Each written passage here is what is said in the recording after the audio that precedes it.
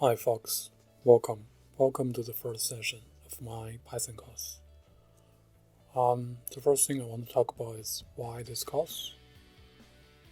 There are already a lot of online tutorials or online book for Python study, but for this course I want to first keep the video short, and I'll leave question and practice for the learners, and force you to learn.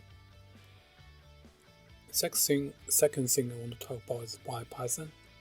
The first reason is Python is popular.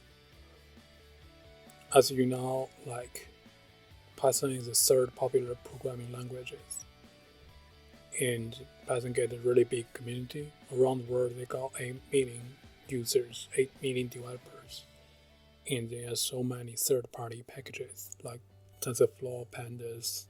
In Python, they get more than 200,000 packages. And the fourth reason, it's easy to read and you can write less code. Compared to Java and Python, both print and hello world, Python is quite short. Probably this is not a good example because it's just one line. But gradually you will find in Python you can write much less code than C# or Java or C or C++. The first assignment, what you need to do, you can just find out the repo.it, the online IDE, print the hello world, run this program, and this will be your first program. Thank you for watching.